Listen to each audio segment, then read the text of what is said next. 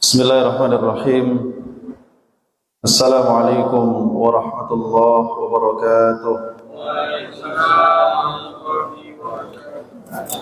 Alhamdulillahi rabbil alamin.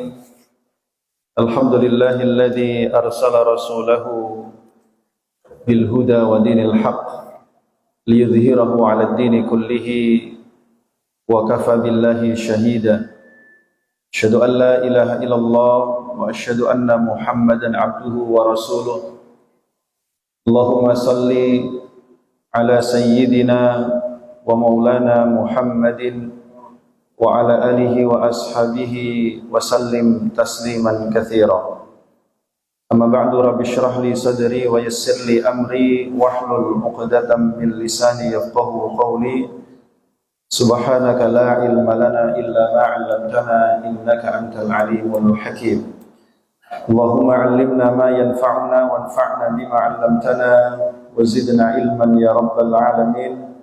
Allahumma inna na'udzubika min qalbin la yakhsha' wa min ilmin la yanfa' wa min nafsin la tashba' wa min da'watin la yustajabu laha. Ma'asyiral muslimin, jamaah yang dimuliakan Allah Subhanahu wa taala. Alhamdulillah atas nikmat dan karunia Allah, kita diberikan kesempatan oleh Allah, masih diberikan umur di hari-hari istimewa di 10 hari pertama bulan Dzulhijjah.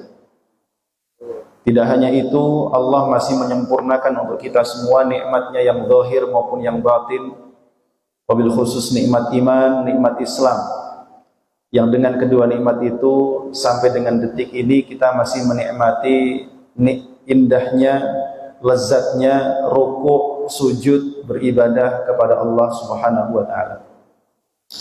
Mudah-mudahan semua amal ibadah dan amal saleh yang kita lakukan diterima oleh Allah dan kita dijadikan sebagai hamba-hamba yang bertakwa dan diberikan pahala yang besar di sisinya insyaallah, amin ya rabbal alamin. Ma'asyiral muslimin, pada kesempatan malam hari ini tema pembahasan kita adalah Ijla'u Yahud Bani Nadir, atau pengusiran orang-orang Yahudi Bani Nadir. Sebelumnya telah kita bahas pasca perang Badar, Rasulullah SAW juga sempat mengusir orang-orang Yahudi, yaitu Yahudi Bani Qainuqa, disebabkan karena pengkhianatan mereka dan tindakan mereka melecehkan kehormatan kaum muslimin. Rasulullah SAW mengusir mereka dari kota Madinah. Dan memang sudah menjadi watak dan tabiat orang-orang Yahudi bahwa mereka senantiasa menyimpan kedengkian, kebencian terhadap Islam dan kaum muslimin, serta menampakkan permusuhan dengan berbagai macam cara. Hanya saja orang-orang Yahudi ini jarang sekali di masa Rasul, atau bisa dibilang tidak pernah berani untuk berhadapan secara langsung melawan kaum muslimin. Maka yang mereka lakukan adalah menampakkan permusuhan secara lisan, melakukan pengkhianatan dengan bersekongkol dengan musuh-musuh Islam, orang-orang musyrik, dan juga dengan orang-orang munafik. Akan tetapi setelah peristiwa pengusiran Bani Qainuqa dan juga peristiwa dibunuhnya Ka'ab ibnul Ashraf, keturunan Yahudi yang sering menggubah syair mencaci Rasulullah SAW dan memprovokasi kaum musyrikin untuk menyerang kaum muslimin. Maka setelah dua peristiwa itu, orang-orang Yahudi di kota Madinah itu semua terdiam, dicekam merasa takut dan tidak berani menunjukkan permusuhan. Sebenarnya mereka ini sudah terikat perjanjian dengan Rasulullah SAW, dan Rasul menjamin keamanan mereka, darah mereka, nyawa mereka, harta mereka, perkampungan mereka dijamin keamanannya oleh Rasulullah SAW selama mereka tetap berpegang teguh pada perjanjian di Piagam Madinah. Tetapi kemudian jamaah rahimakumullah, Karena sikap-sikap mereka yang seperti demikian, memusuhi, berkhianat dan lain sebagainya, inilah yang menyebabkan kemudian Rasulullah SAW harus mengambil sikap tegas. Nah, setelah dua peristiwa besar tadi, ketika mereka dicekam rasa takut, kemudian terjadi peristiwa berikutnya yaitu perang Uhud. Yang kita tahu akhir perang Uhud adalah banyak di antara sahabat-sahabat senior Rasulullah SAW yang tewas, 70 orang syuhada. Apalagi Rasul sendiri mendapati luka yang cukup parah. Rupanya peristiwa ini menjadikan orang-orang Yahudi ini kembali merasa bahwa mereka mendapatkan angin segar untuk kembali menampakkan permusuhan dan melanggar perjanjian mereka dengan Rasulullah SAW. Maka mereka mulai aktif lagi menjalin hubungan dengan orang-orang musyrik, dengan orang-orang munafik. Dan mereka lakukan semua itu secara diam-diam. Dan Rasulullah SAW akhirnya harus mengambil sikap tegas kepada mereka ketika sudah terjadi peristiwa yang memang sangat membahayakan kaum muslimin. Masyiral muslimin jamaah rahimakumullah. Adapun peristiwa pengusiran Yahudi Bani Nadir terjadi pada bulan Rabiul Awal tahun keempat Hijriah. Latar belakang peristiwa ini adalah dikarenakan pengkhianatan Bani Nadir berupa apa? Pemimpin mereka yang bernama Salam bin Mishkam secara diam-diam berani menyambut, menjamu Abu Sufyan yang datang dengan 200 orang pasukan hendak menyerang kota Madinah. Lalu diam-diam dia menyelinap masuk ke dalam kota Madinah. Sebenarnya tidak ada seorang pun orang Yahudi yang berani menjamunya karena rasa takut mereka setelah peristiwa pengusiran Yahudi Bani Qainuqa dan terbunuhnya Ka'ab ibn al-Ashraf.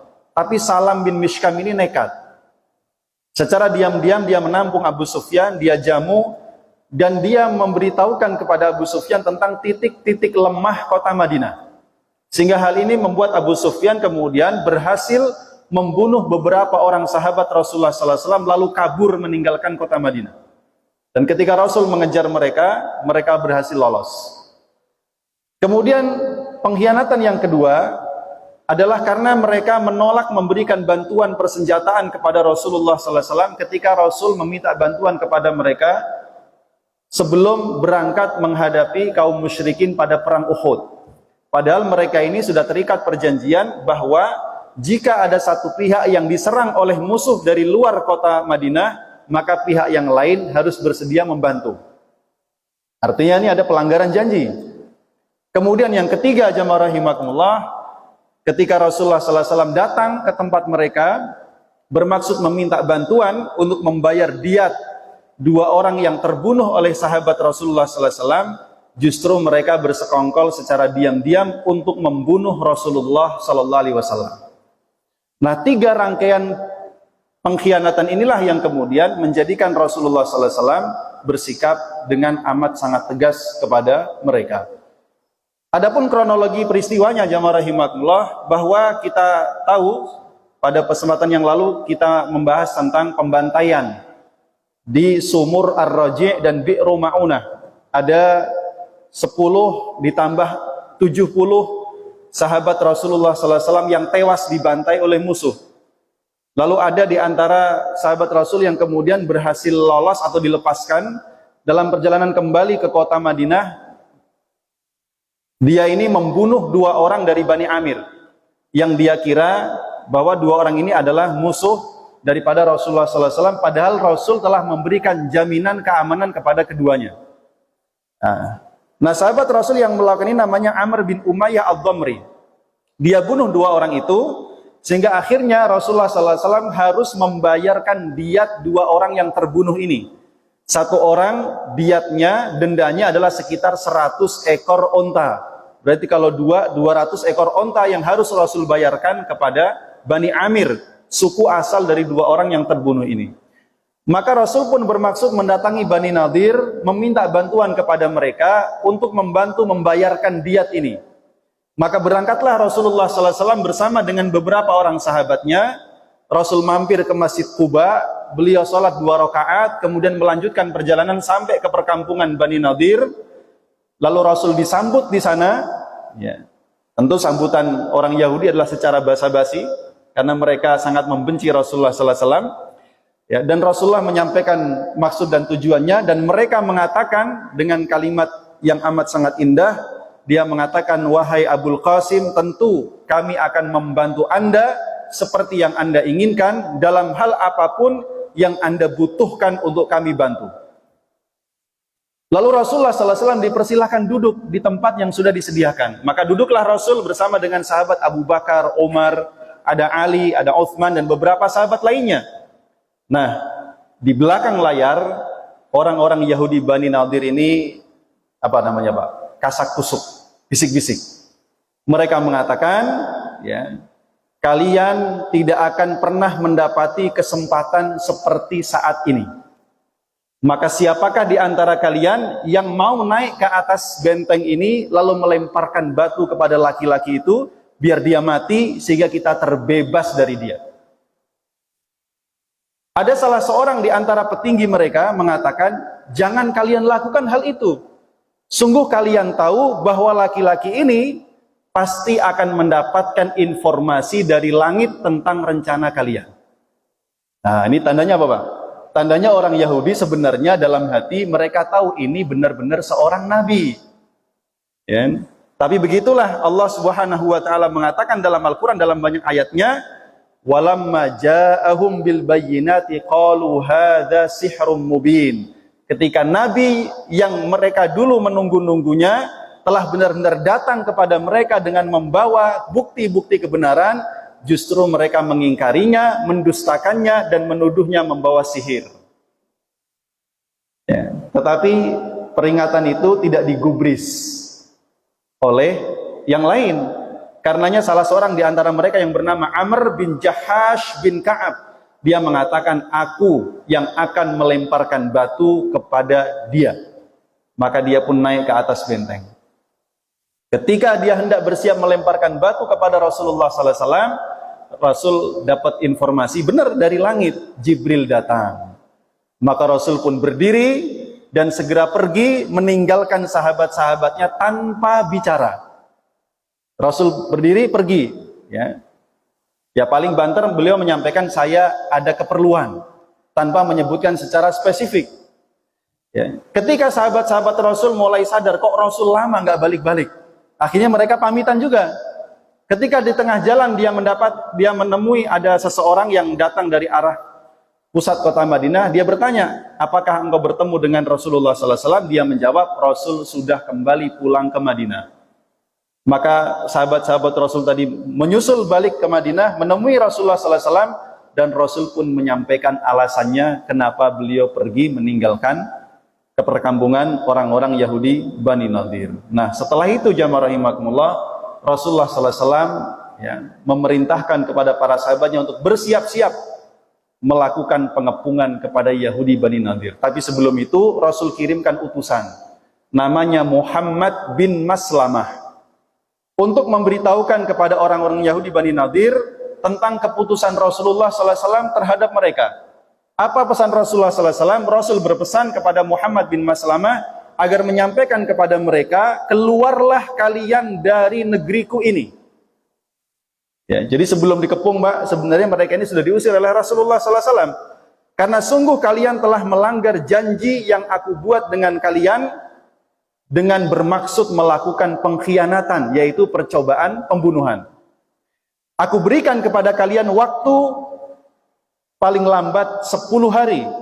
Siapapun setelah 10 hari yang masih terlihat di kota Madinah, maka lehernya akan dipenggal. Orang-orang Yahudi Bani Nadir langsung ciut nyalinya. Ya. Maka mereka tidak punya jawaban, kecuali mengatakan kami tidak mengira yang akan datang membawa informasi pengusiran ini adalah seseorang dari suku Aus yang dulu adalah merupakan teman setia kami. Dulu di zaman jahiliyah. Maka Muhammad bin Maslamah mengatakan, taghayyaratil qulub wa mahal islamul uhud. Hati sudah berubah. Kalau dulu kafir, sekarang sudah Islam. Kalau dulu jahiliyah, sekarang sudah Islam. Ya. Kalau dulu punya kesetiaan dengan orang Yahudi, sekarang kesetiaan dan loyalitasnya hanya untuk Islam dan kaum muslimin. Wa mahal Islamul uhud, dan Islam disebabkan karena pengkhianatan kalian telah menghapuskan semua perjanjian yang dibuat sebelumnya. Ini loyalitas, Pak. Jadi ya sudah, apapun masa lalunya, ya, kalau musuh sudah berkhianat, maka loyalitas tidak lagi diberikan kepada mereka, tapi hanya diberikan kepada Allah, Rasulnya, dan kepada kaum muslimin. Akhirnya ya mereka siap-siap untuk segera pergi meninggalkan kota Madinah. Seandainya mereka benar-benar segera pergi, tentulah mereka aman. Sayangnya jamaah rahimakumullah, orang-orang munafik, ya, di antaranya oleh Abdullah bin Ubay bin Salul, mengirimkan surat kepada mereka. Ya, dalam suratnya Abdullah bin Ubay mengatakan, bertahanlah kalian dan lawanlah. Sungguh kami tidak akan membiarkan kalian. Jika kalian diusir, jika kalian diperangi, kami akan berperang membela kalian. Jika kalian diusir, kami akan keluar dari Madinah bersama kalian. Ya. Sungguh bersama kami ada 2.000 orang Arab yang telah bergabung. Mereka akan masuk ke perkampungan kalian, siap membela kalian mati-matian. Orang Yahudi dapat model begini, Pak. Yang tadinya nyalinya ciut, balik lagi. Ya. Maka salah satu pemimpin mereka namanya Huyai bin Akhtab. Ini Huyai bin Akhtab kelak dihukum mati, tapi sebelum itu putrinya dinikahi Rasulullah SAW. Ya, nanti kisahnya pada periode berikutnya. Huyai bin Akhtab mengirim utusan kepada Rasulullah SAW membawa surat yang isinya, kami tidak akan pernah meninggalkan perkampungan kami, lakukan apapun yang kamu mau. Karena karena merasa percaya diri, orang-orang munafik itu benar-benar akan memberikan bantuan dan pertolongan kepada mereka. Karena itulah Rasulullah SAW ketika menerima surat, beliau kemudian bertakbir, Pak. Allahu Akbar, harabat Yahud, orang Yahudi nantang perang. Maka Rasulullah mengerahkan sahabatnya ke perkampungan Yahudi Bani Nadir, mengepung mereka. Dalam riwayat disebutkan selama 6 hari, dalam riwayat yang lain sampai 15 hari. Ketika dikepung seperti demikian, jamaah rahimakumullah, orang-orang Yahudi itu melempari kaum muslimin dengan panah dan bebatuan. Memang tidak ada korban jiwa satupun dalam perang ini. Ya. Lalu kemudian Rasulullah SAW memerintahkan kepada para sahabatnya untuk menebang dan membakar sebagian pohon-pohon kurma yang ada di perkampungan mereka. Ya. Kenapa, Pak? Karena orang Yahudi itu sangat cinta kepada harta benda. Maka Rasul kasih keputusan begitu, tebang sebagian dan bakar. Akhirnya ketika melihat yang seperti itu, nyali mereka ciut lagi. Akhirnya mereka mengatakan, wahai Muhammad, dulu engkau selalu melarang siapapun berbuat kerusakan dan mencela orang-orang yang berbuat kerusakan. Lalu mengapa sekarang engkau perintahkan sahabatmu melakukan kerusakan di kampung kami? Ya, kalau sudah kepepet, baru ngomong, Pak, hukum. Baru ngomong hak asasi. Nah, itu model akhlak Yahudi. Ya, jadi kalau ada orang kok modelnya begitu, Yahudi itu karakternya. Ya. Giliran tidak ada apa-apa, dia berkhianat, dia macam-macam. Giliran dia kepepet, dia ngomong aturan. Ya. Nah, jamaah rahimakumullah, singkat cerita, akhirnya mereka nyerah. Setelah 6 hari atau 15 hari pengepungan, akhirnya mereka menyerah. Kenapa? Karena kalau mereka nggak nyerah, lama-lama harta mereka habis atau mereka dibunuh. Sementara orang-orang munafik yang menjanjikan bantuan, tak satu pun yang kelihatan batang hidungnya. Akhirnya mereka mengirimkan pesan kepada Rasul, mereka siap tunduk kepada keputusan Rasulullah SAW, mereka siap meninggalkan Madinah, ya, tapi minta izin diberikan kesempatan membawa harta benda mereka, ya, paling tidak yang muat untuk diangkut seekor onta. Maka Rasulullah SAW mengizinkan mereka mengangkut barang-barangnya semuatan seekor onta, kecuali peralatan perang, senjata ataupun perlengkapan perang, yang itu yang nggak boleh dibawa. Akhirnya apa yang mereka lakukan, jamaah rahimakumullah? Mereka akhirnya sebagian karena tidak rela kalau rumah-rumah mereka itu kemudian akan diambil kaum muslimin, maka rumah-rumah mereka sebagian dihancurkan dari dalam. Pintu-pintunya dibongkar segala macam, sementara kaum muslimin dari luar menghancurkan bagian luarnya. Ada di antara mereka yang pintu-pintunya itu akhirnya diangkut pula di atas ontanya, Pak. Mungkin pintunya terbuat dari emas atau apa, dibawa jadinya. Maka akhirnya mereka keluar dengan membawa 600 ekor onta beserta muatannya, dengan para wanita dan anak-anak kecil diangkut di atas onta-onta tersebut. Itu pun mereka masih memperlihatkan perilaku yang sombong. Apa di antaranya mereka keluar dengan kelihatan kayak gagah berani, gitu ya, dengan membawa rebana. Oleh perempuan dan anak tadi menabuh rebana, dan di belakang budak-budak perempuan mereka bernyanyi-nyanyi. Ini kata para ulama, bahkan Yahudi pun dalam kondisi kepepet seperti itu nggak kehilangan sifat sombongnya. Nah kemudian jamaah rahimakumullah, setelah itu Rasulullah SAW mengumpulkan harta rampasan perang yang disebut dengan nama Fai'. Kalau dulu perang Badar namanya ghanimah, karena terjadi pertempuran, ya, terjadi perang, adu fisik, ada korban jiwa. Ya. Tapi di sini pengusiran Yahudi Bani Nadir tidak ada sekorban jiwa dan tidak ada pertempuran. Hanya tadi itu peristiwa pembakaran sebagian atau penebangan pohon-pohon kurma. Maka untuk rampasan perang yang bernama Fai' ini, Allah Subhanahu wa taala menetapkan hanya untuk Rasulullah SAW, Rasul yang berhak membaginya. Maka aturannya adalah dibagi kepada beberapa orang, kepada Rasulullah SAW, kepada kerabat beliau, kemudian untuk anak-anak yatim, orang-orang miskin, dan ibnu sabil. Ini 5 golongan yang berhak menerima harta Fai'. Adapun para pasukan yang ikut berperang dalam proses pengusiran Yahudi ini, tidak satupun yang berhak menerima harta ghanimah ini kecuali yang ditentukan oleh Rasulullah sallallahu alaihi wasallam. Nah, ma'asyiral muslimin jamaah rahimakumullah, beberapa ayat Al-Qur'an turun dan menjelaskan berkaitan dengan peristiwa pengusiran Yahudi Bani Nadir secara utuh. Allah menceritakannya dalam surah Al-Hasyr. Surah ini turun penuh menjelaskan tentang proses pengusiran Yahudi Bani Nadir serta peristiwa-peristiwa yang mengiringnya. Tapi selain itu, Allah Subhanahu wa taala juga menurunkan surah Al-Maidah ayat 11, yaitu firman Allah Subhanahu wa taala, "Ya ayyuhalladzina amanu dzkuru ni'matallahi 'alaikum idh hamma qaumun ayyabsutu ilaikum aydiyahum fakaffa aydiyahum ankum wattaqullaha wa 'alallahi falyatawakkalul mu'minun." Wahai orang-orang yang beriman, ingatlah oleh kalian nikmat Allah kepada kalian. Nikmat apa yang dimaksud?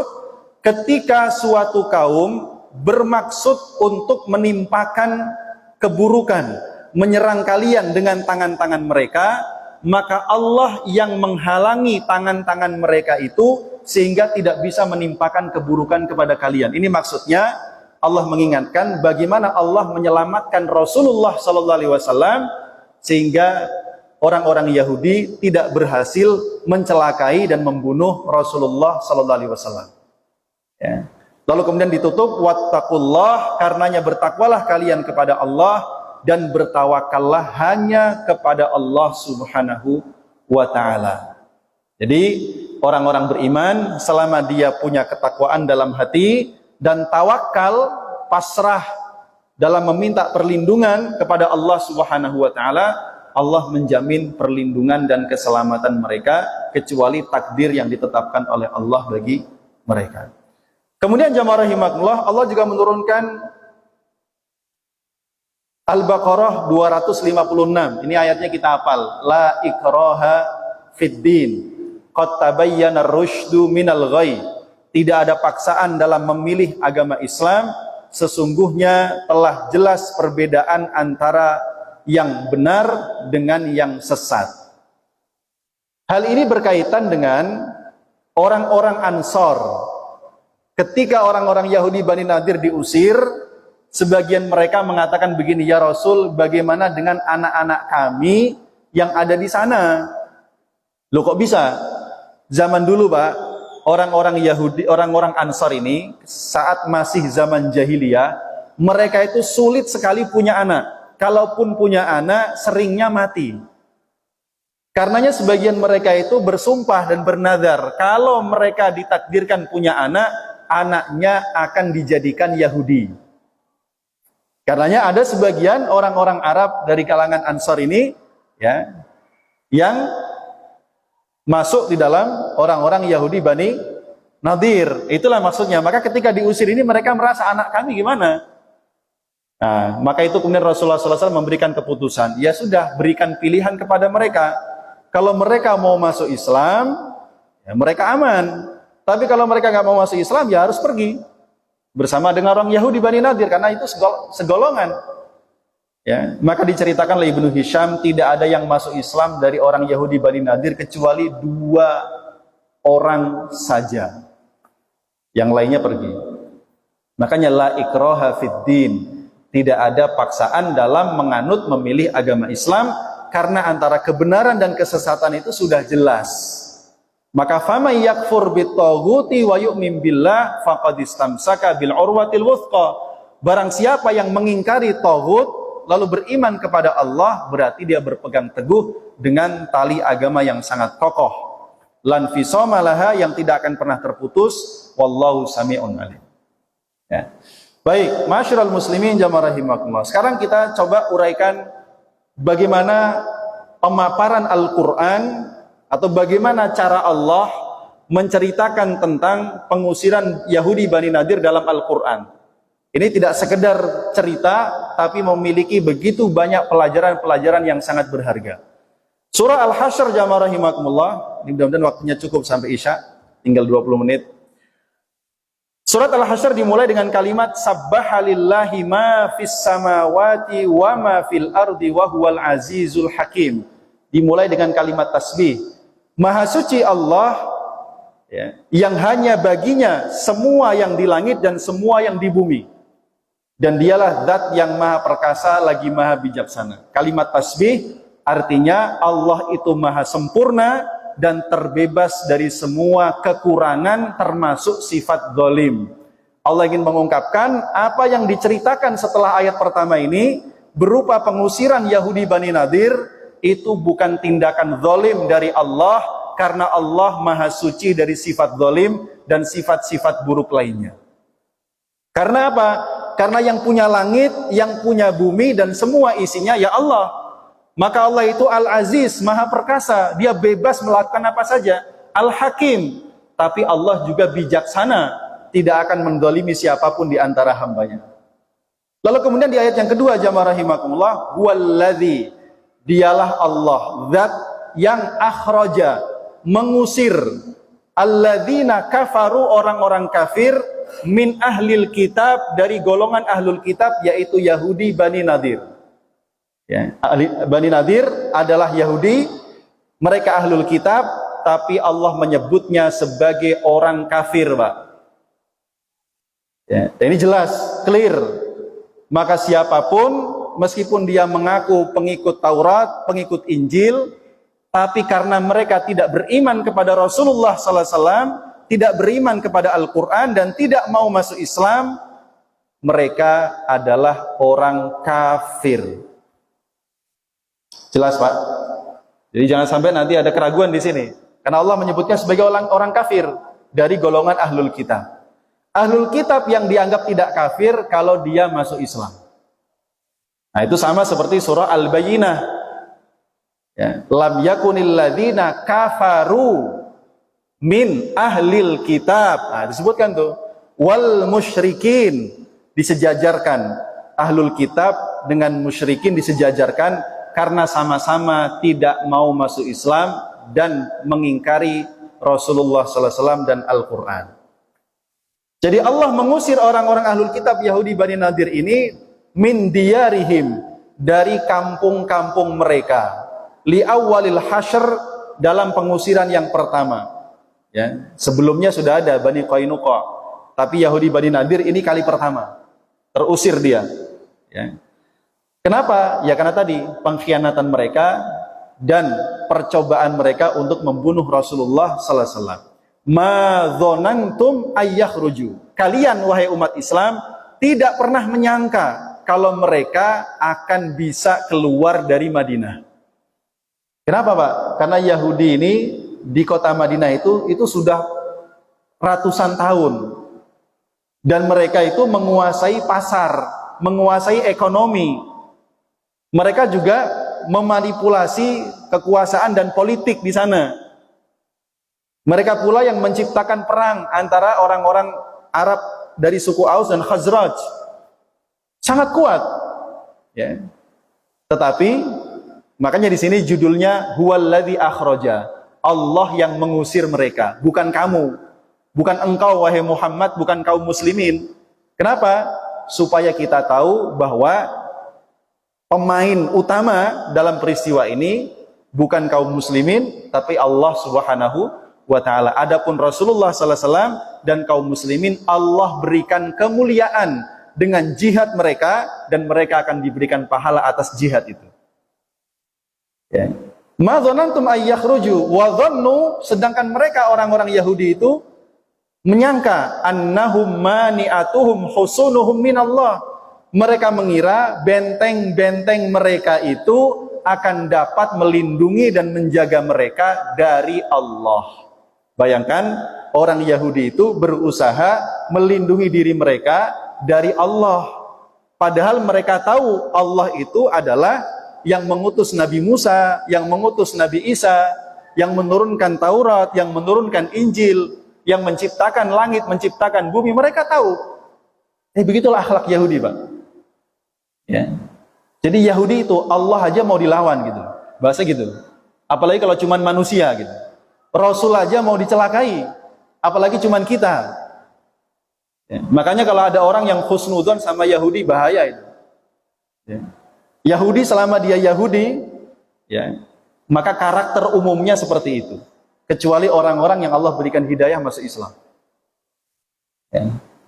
Jadi mereka mengira, karena gini, di Madinah itu orang-orang Yahudi, mereka perkampungannya itu di benteng, Mbak. Mereka itu masyarakat yang eksklusif, tidak mau campur dengan yang lain. Ya. Eksklusif, mereka membenteng kampung-kampung mereka. Maka mereka mengatakan, mereka mengira benteng-benteng yang mereka buat itu, mereka kira dapat melindungi mereka dari hukuman Allah Subhanahu wa ta'ala. Apa yang Allah sampaikan? Fa'atahumullah min haitsu lam yahtasibu. Maka Allah menyerang mereka, mendatangi mereka dari arah yang mereka tidak pernah menyangka sebelumnya. Mereka mengira Allah akan menyerang dari luar benteng. Ternyata Allah menyerang dari dalam hati. Wa qadzafa fi qulubihimur ru'b. Allah menyerang dengan cara apa? Dimasukkan, ditancapkan ke dalam hati mereka rasa takut dan gentar. Ya. Kalau secara psikologis sudah kalah, benteng sekokoh apapun gak ada gunanya. Persenjataan secanggih apapun tidak ada gunanya. Dan itulah diantara kemenangan kaum muslimin di Gaza terhadap pasukan-pasukan militer Zionis adalah karena kaum muslimin beriman kepada Allah, sementara orang Yahudi itu mereka punya rasa takut mati. Ya, itu jelas sekali. Dan inilah jemaah, ayat-ayat ini termasuk surah Al-Hasyr, termasuk bekal utama yang dikaji para mujahidin di Palestina dalam melawan orang-orang Yahudi. Karena sebagaimana yang terjadi kepada Yahudi di zaman Rasulullah SAW, itu pula yang akan terjadi kepada mereka di zaman sekarang sampai hari kiamat. Karakternya sama, pengecut, cinta dunia, berkhianat, berdusta. Makanya 1000 kali pun perjanjian gencatan senjata dengan Israel nggak ada gunanya. Ini yang dipahami oleh kaum muslimin di Palestina. Ya. Kan sangat naif kalau ada orang mengatakan begini, ya udah kita diplomasi lah gitu kan, janji damai, gencatan senjata. Loh, mereka itu udah ratusan kali gitu, dan selalu dikhianati. Bahkan hari-hari ini saat berita-berita dunia hanya sibuk memberitakan tentang perang Amerika dan Iran, pembantaian di Gaza itu nggak pernah berhenti, Pak. Nggak pernah berhenti. Ya. Jadi ini ya bisa dijadikan sebagai sebuah pengalian isu. Ya. Jadi Allah Subhanahu wa ta'ala menyerang mereka dari dalam hati mereka sendiri. Ya. Mereka mengira benteng-benteng itu dapat melindungi mereka, tapi Allah yang Maha Kuasa menyerang mereka justru dari dalam hati mereka sendiri dengan menancapkan rasa takut dan gentar. Makanya para ulama mengatakan ar-ru'ab, rasa takut dan gentar adalah salah satu di antara tentara-tentara Allah yang digunakan untuk menghancurkan musuh-musuh Islam. Ya. Dan itu nanti akan kita lihat peristiwanya sangat banyak dalam sirah nabawiyah ini. Bagaimana Allah memberikan rasa takut dan gentar kepada orang Yahudi ataupun kepada orang-orang musyrik yang memusuhi Islam dan kaum muslimin. Yukhribuna buyutahum biaidihim. Mereka merobohkan rumah-rumah mereka dengan tangan-tangan mereka sendiri. Tadi sudah dijelaskan. Dari dalam mereka rusak rumah mereka. Kenapa? Karena mereka nggak rela kalau rumahnya ditempati kaum muslimin. Ya. Wa aidil mu'minin, dan juga dengan tangan-tangan orang beriman. Ya tadi dari luar kaum muslimin memangkas pohon mereka, merusak rumah mereka. Ya, nanti kita bahas sendiri karena ada ayatnya. Maka di ujung ayat kedua ini Allah mengatakan fa'tabiru ya ulil absar. Peristiwa seperti ini, wahai orang-orang yang berakal, jadikanlah sebagai pelajaran. Ini penting, Pak. Kenapa? Ya, para ulama mengatakan seseorang yang tidak bisa mengambil pelajaran dari peristiwa yang dialami orang lain, suatu saat dia yang akan Allah jadikan pelajaran untuk orang lain. Ini kalimat menarik tuh. Barang siapa yang tidak bisa mengambil pelajaran dari orang lain, maka suatu saat Allah jadikan dirinya sebagai pelajaran untuk orang lain. Ya. Maka orang-orang Yahudi, mengapa mereka diusir? Ya. Mengapa mereka dihukum seperti demikian oleh Allah dan Rasul-Nya? Karena mereka mengkhianati Allah dan Rasul-Nya. Ya. Karena mereka melawan Allah dan Rasul-Nya, maka mereka mendapatkan hukuman. Maka ke depan siapapun yang melawan Allah dan Rasul-Nya, ya pasti tidak akan lolos dari hukuman Allah Subhanahu wa ta'ala. Fa'tabiru ya ulil absar, wahai orang-orang yang berakal, jadikanlah peristiwa ini sebagai pelajaran. Ayat yang ketiga, walaula an kataballahu alaihimul jala la'adzabahum fid dunya. Seandainya atau sekiranya Allah tidak menetapkan hukuman berupa pengusiran dari Madinah, la'adzabahum fid dunya, maka yang terjadi Allah pasti menimpakan siksaannya kepada mereka di dunia. Jadi seolah Allah ingin mengatakan Allah itu sudah berbaik hati. Kalian cuma dihukum dengan cara diusir. Artinya apa? Masih hidup, masih bisa bawa harta, bawa anak, bawa istri. Cuman perlu nyari tempat lain aja. Ya. Kalau seandainya hukumannya bukan pengusiran, pasti azab di dunia. Azab apa itu? Azab mereka harus perang, kehilangan nyawa, dan mereka pasti kalah, sebagian mati, sebagian ditangkap sebagai tawanan perang, dan harta-harta mereka tetap akan menjadi milik kaum muslimin. Jadi mana yang lebih ringan? Diusir apa diperangi? Diusir. Jadi Allah itu masih baik sama mereka, Pak. Ya. Kemudian walahum fil akhirati adzabun nar, dan bagi mereka azab yang sangat pedih, ya, yaitu berupa azab neraka kelak di akhirat. Jadi inilah untuk ahlul kitab.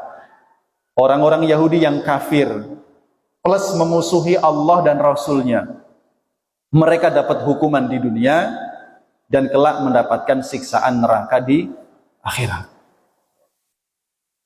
Ini pelajaran penting yang perlu kita perhatikan. Kemudian jamaah rahimakumullah, Allah mengatakan dalam ayat berikutnya, dzalika bi annahum syaqqullaha wa rasulah. Nah, ini alasannya. Yang demikian itu, hukuman pengusiran dan lain sebagainya, disebabkan karena mereka menentang Allah dan Rasul-Nya. Wa may yushaqillah, maka barang siapa yang menentang Allah, fa innallaha syadidul iqab, maka sesungguhnya Allah itu amat sangat keras hukumannya. Sehingga Allah ingin memberikan pesan kepada semua orang, semua manusia, ya, siapapun yang punya sifat yang sama seperti Yahudi ini, menentang Allah, menentang Rasul-Nya, dia harus tahu bahwa Allah itu sangat keras hukumannya, baik di dunia maupun di akhirat. Karenanya jangan macam-macam. Ya. Kemudian jamaah rahimakumullah, di ayat yang kelima, Allah Subhanahu wa taala berbicara tentang masalah pohon-pohon kurma yang ditebang tadi. Ma qata'tum min linatin aw taraktumuha qa'imatan ala usuliha fa biidznillah wal yukhziyal fasikin. Apa saja yang kamu tebang di antara pohon-pohon kurma milik orang-orang kafir itu, atau yang kamu biarkan tetap berdiri di atas akarnya, maka itu semua adalah atas izin dari Allah. Dan sekaligus supaya Allah memberikan kehinaan kepada orang-orang yang fasik. Allah sebut orang Yahudi sebagai orang yang fasik. Dan itu tidak cuma di ayat ini, As-Saff juga ada. Ketika Allah mengatakan, wa idh qala Musa liqaumihi ya qaumi lima tu'dzunani wa qad ta'lamuna anni rasulullahi ilaikum falamma zagu azagallahu qulubahum wallahu la yahdil qaumal fasikin. Allah tidak akan memberikan hidayah kepada orang fasik. Ya.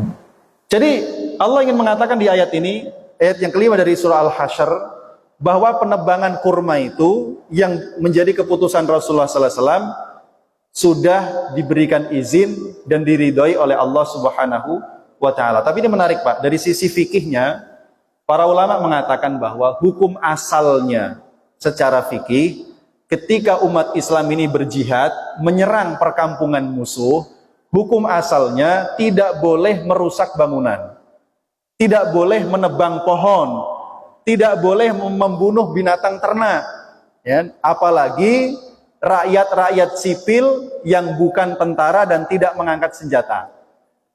Ini jelas, clear, inilah akhlak Islam dalam jihad fisabilillah. Akan tetapi tentu ada pengecualian. Kecuali jika rumah-rumah itu, pohon-pohon itu, kebun-kebun itu mereka gunakan sebagai cara, sebagai sarana, sebagai alat untuk menimbulkan kerusakan atau menimbulkan madarat dan untuk menyakiti kaum muslimin.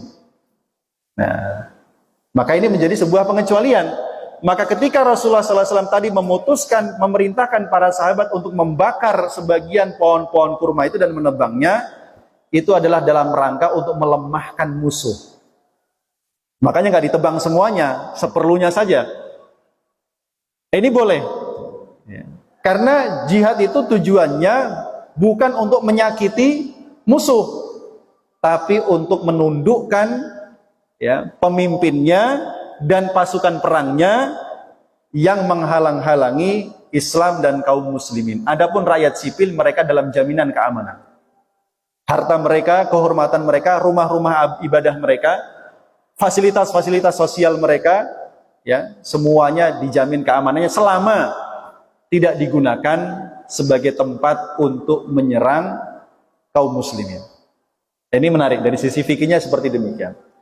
Ya, makanya di sini kemudian, ya, menjadi sebuah pelajaran penting dalam fikih jihad, ya, untuk kaum muslimin di masa Rasulullah SAW dan juga untuk kita semua di masa sekarang. Karenanya kalau kita melihat peristiwa 7 Oktober, penyerangan mujahidin Palestina yang berhasil membobol tembok sekian meter itu, yang tebalnya luar biasa, yang selama ini membatasi rakyat Gaza, memblokade sehingga mereka nggak bisa kemana-mana dan juga nggak bisa memasukkan bantuan. Itu didasari peristiwa ini. Mereka buat terowongan dan segala macam, berhasil masuk dan menangkap sebagian tentara dan juga menjadikan tawanan perang, adalah dengan berpatokan kepada, ya, peristiwa-peristiwa yang terjadi di masa lalu, di masa Rasulullah SAW. Baik, jamaah rahimakumullah, karena sudah mendekati waktu Isya, insya Allah kita akan lanjutkan pembahasan surah Al-Hasyr ini pada pertemuan berikutnya. Kurang lebihnya mohon dimaafkan. Kita akhiri, subhanakallahumma wa bihamdika, asyhadu an la ilaha illa anta, astaghfiruka.